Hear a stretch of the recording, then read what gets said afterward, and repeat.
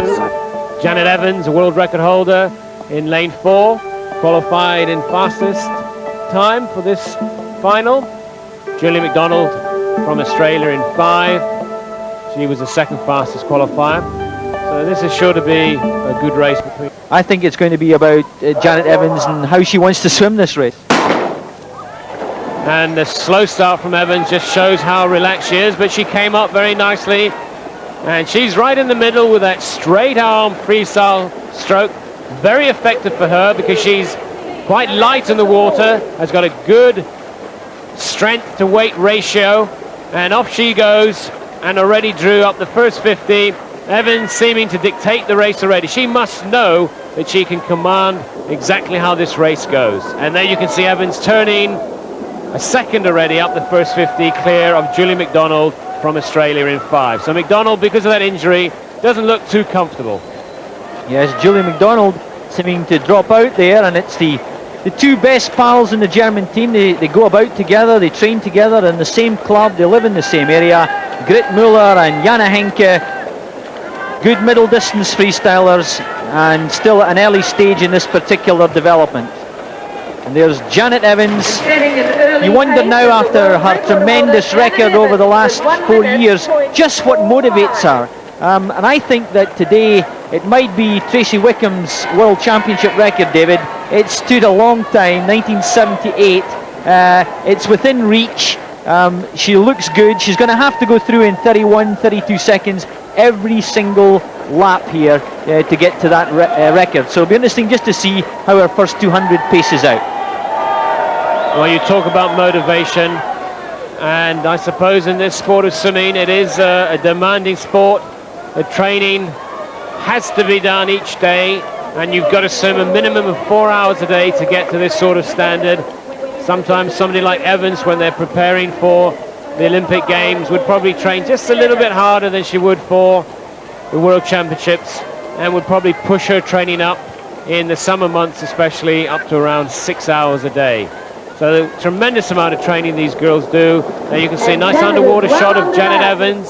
Comes into the turn, drops the head, flips the body over, hits the wall, pushes off, and that's the only time that she really kicks hard, is actually off the wall. But already, look at that lead. She really is dominating this race. And it was interesting note in the 400 freestyle, she didn't really have it all her own way, because Hayley Lewis, the Australian, was much more competitive in the shorter distance. But it's Evans leading. In second place in lane 6, it's Müller. And in third, it's Jana Henke, also from Germany, down in lane 3. And on the watch, David, Janet Evans is hitting 31.5 average. That's the time she does for every length of the pool. And that's what she's going to have to hold to be able to get near that 8 minutes and 24.94 time of Tracy Wickham. This is the girl that really did upset a lot of coaches who talked about a balanced, a regular, a nice looking technique for 400. Here's a girl who has a natural 2-beat leg kick at the back there, just legs trailing in relation to the arms. And there, the characteristics, circling type of technique, straight arm recovery on the left, but she must be very, very sound under the water. Breathes to the right-hand side, to the one side for most of the length. Then as she gets near the turn, you get a little flurry of half a dozen strokes. She throws in a breath to the left to balance up, and then she takes her turn. There it is, head down, feet on the wall, good drive, little kick, as David said, to take her away from the wall and get back into that steady, even pace rhythm. Still holding 31 high, just maybe moving out a little bit on her lap time. So Drew, when we see her underwater, we can actually see that bent arm stroke, which is so important in front crawl. Of course, even though she's got a straight arm on the recovery, when it's underwater there, you can see it there, the arm bending at the elbow, pulling back towards the stomach, and then exiting thumb on thigh. So she's on World Championship pace. You can see she's off world record pace.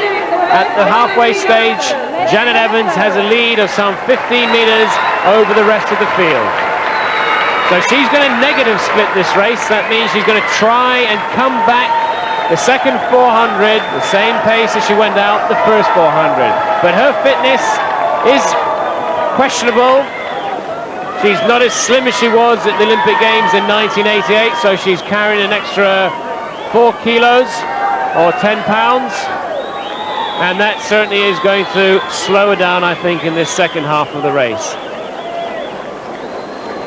I just calculated there that it's a funny old game sometimes, the distance freestyle. She's just gone through the 400 in 409.74. She won the 400 event in only a second and a half slower in 408. So she must have gone out pretty hard here in this first half of the race. Well, that speed, Drew, has certainly burnt off the rest of the field. Evans now is going to have to do the race all on her own, really. There you can see the margin of her lead over still Grit Mueller in lane 6 and second, and her teammate Jana Henke in third position. It's some 15 meters. Evans really hasn't let up the pressure. She went out very hard at the force fit for the first 400. Her pace beginning to just drop a little bit now, though. But Janet Evans now knows that she can just relax a little bit, because she's going to win that gold medal. Yes, you're absolutely right. Just checking my own watch. She dropped out to 64.6 for that 500. We should see a time around about 6:17, 6:18 here.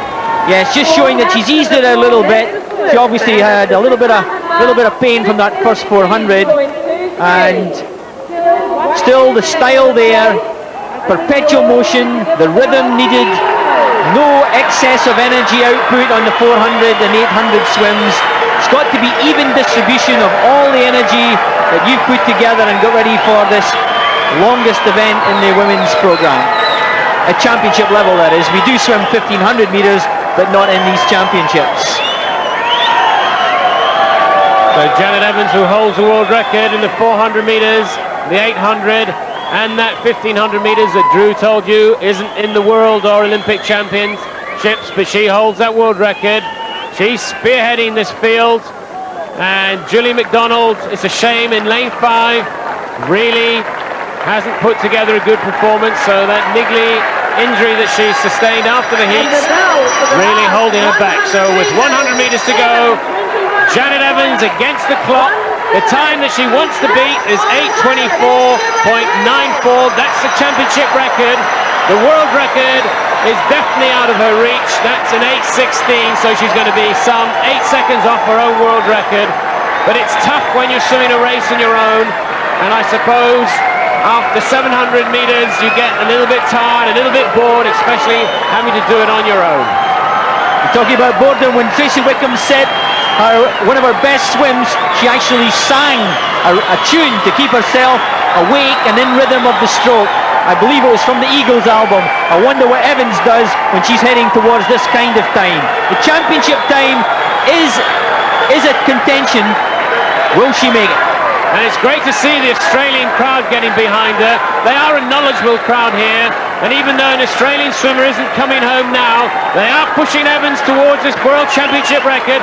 They want to see a World Championship record. Is she going to get it? Head down. Yes! Unofficially, she's broken Tracy Wickham's World Championship record. A record that has lasted for 13 years has now been taken off the record books by Janet Evans from the United States. Unofficially, Janet Evans of the USA in the new world. 1930, it was 12 minutes 12. It improved in the 40s down to 11 minutes, then to 10, then to 9, and now we can see in the 19 years of age. And there you can see her height, 172 centimeters. And look at her record, though.